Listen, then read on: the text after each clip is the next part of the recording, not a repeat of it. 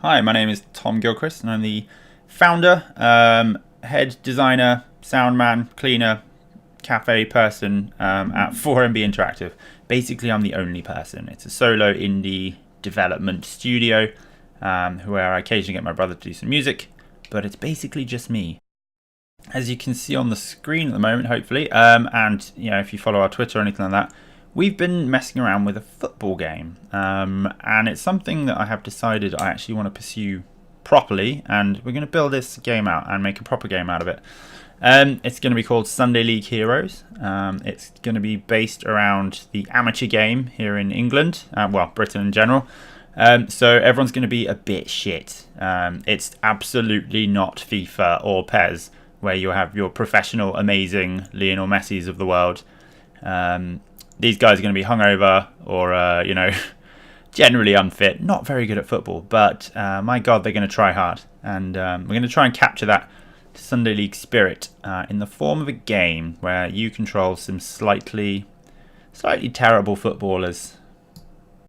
So I've said we a few times already, despite stating at the start that I'm the only person at 4MB Interactive. And while that is true, this idea came about from a discussion with my friends down the pub, which is obviously how all good ideas come about.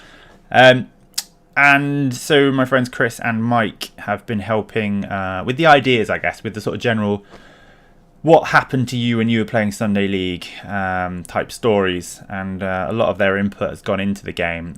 Chris especially is going to be involved in the design and the feel and the look of the game.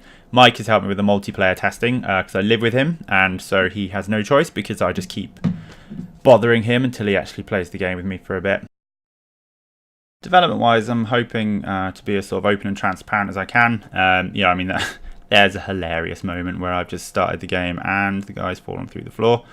I think open and transparent development is, certainly for myself, very small, with almost no marketing budget. Just sort of showing behind the curtain, as it were, how things get made is a decent way of doing it. Of spreading the word, I guess. So that's definitely going to be my approach to this one. Here was my first attempt at sort of a side-on FIFA PES camera. And controlling the ball, running around controlling the ball from this angle was actually quite hard. You could do it from the sort of third-person angle, not too bad. But suddenly when you're in this angle, lining yourself up with the ball is trickier. Control was one of the first things I was looking at improving. And I think now it's at a decent point.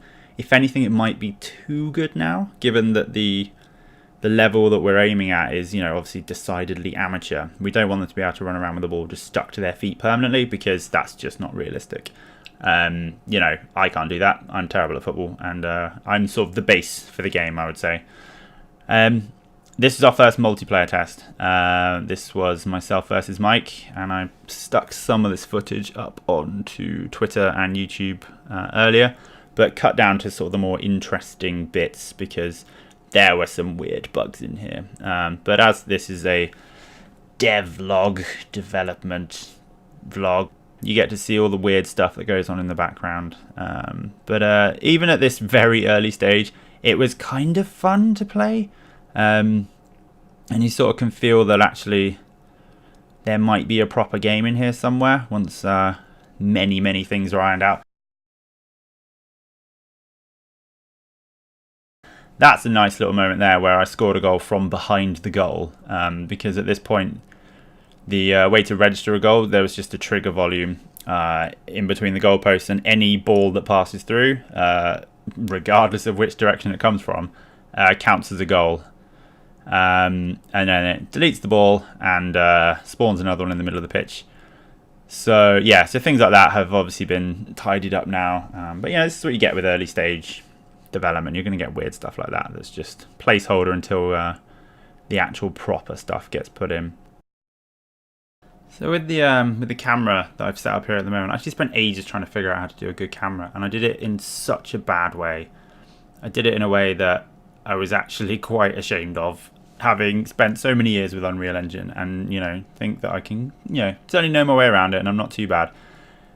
I set up trigger volumes across the whole pitch, that when the ball went into those particular volumes, the camera would sort of follow eventually. So you can kind of see it. The ball's not in the middle of the camera. It's just slightly following stuff. And it was just really bad. It was really, really bad. And I spent hours trying to get it working properly before I just completely scrapped that whole system and realised it was shit. And I think you'll see in one of the clips coming up in a little bit that it's, you know, the system that we have right now is so much better. So that was funny. The opposition player just got deleted because I set the respawn for the ball to just respawn, destroy whichever actor last went through the goal, because I assumed it would always be a football. But oh no, if a player runs through the goal after scoring, they will get deleted, which is a feature I considered leaving in, but I feel like that might give some teams an unfair advantage if you happen to run into the goal. So here is my first attempt at giving the players proper control. I'd almost set up like a plow, like a snow plow of collision boxes at the front of the player, and as you can see, the ability to run with the ball is so much better. And I've actually decreased the ability to do that because it was almost too easy. You know, I want a bit more randomness in the control of the ball.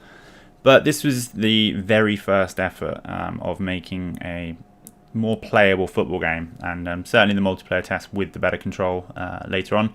It's just so much more fun when you can actually run with the football. Who knew, right?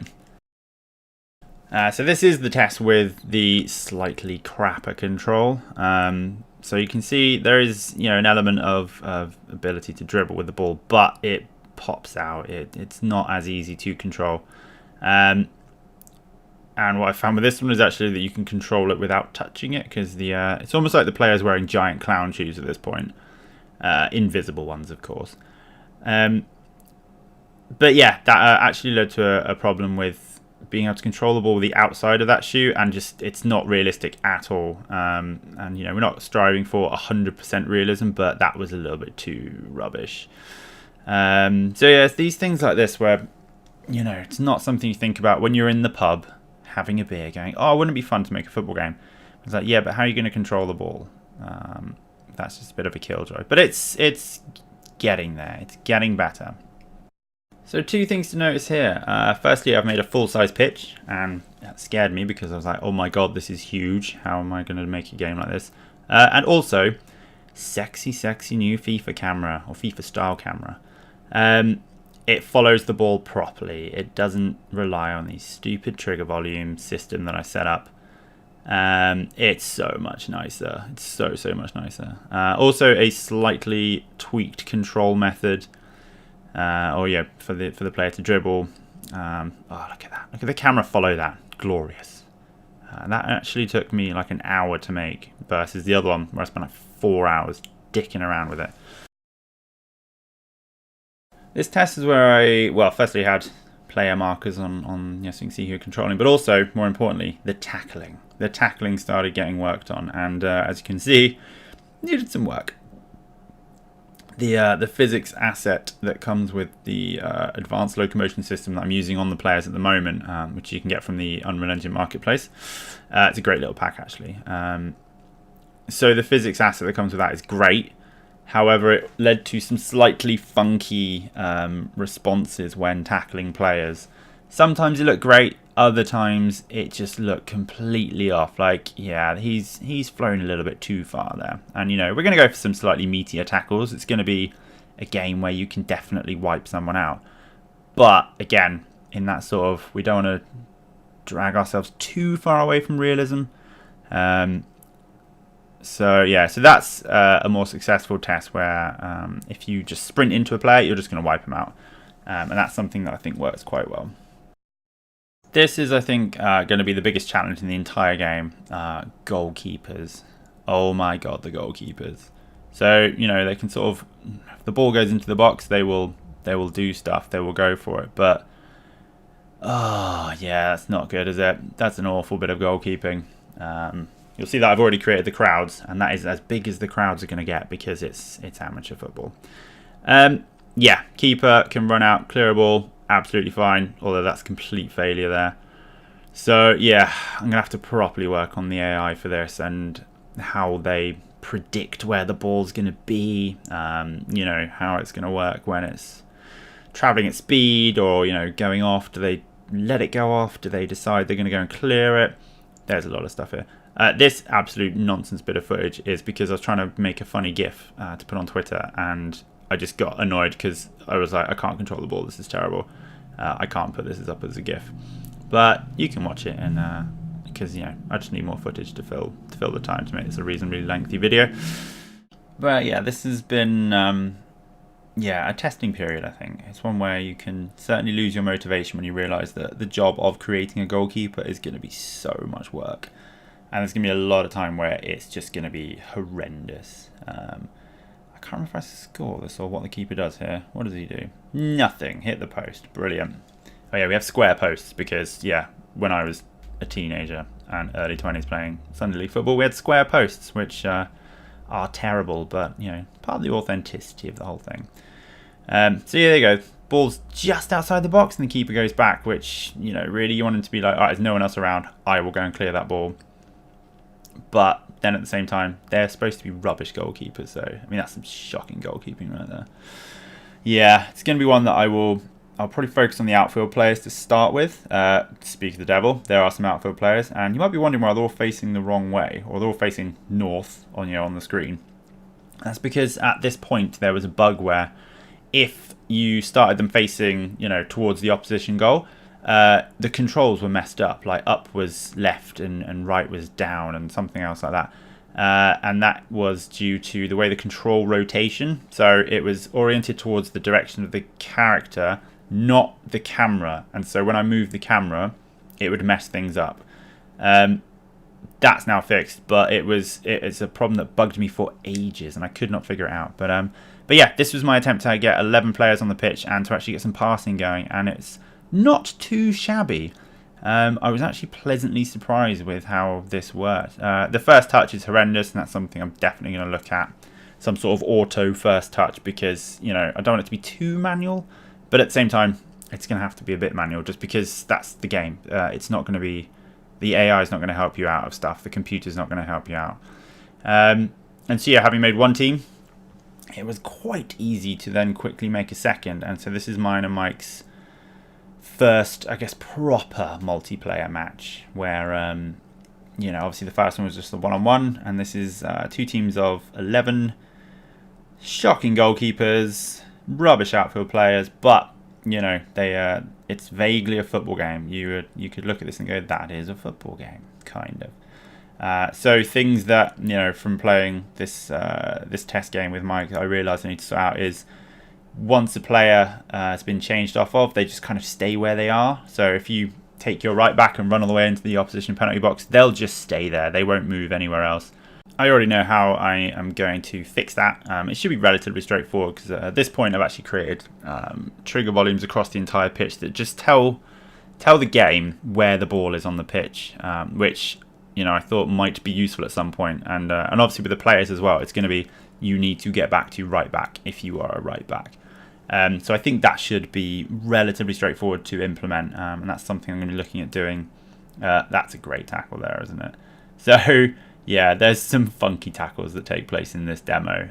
So yeah, I put this footage up on Twitter, but left out a lot of the really weird stuff because, yeah, the tackling physics went a bit funky. I realised that if you tackle someone who isn't being controlled by the opposition player, then it does some weird stuff, and that took me ages to figure out. I think there is a bit in a second where you will see the crazy physics that happen. But yeah, in the meantime, there's people just lying around on the pitch, not doing much, which is kind of similar to Sunday League, to be honest, but not quite the angle that we're going for here, I don't think. Keeper, oh, that's a good bug as well. So at the moment there is a thing where the game slows to a crawl sometimes when the keeper clears the ball, and that's something I need to figure out because it is annoying as hell. Yeah, so I think this might be the bug. Wait for it.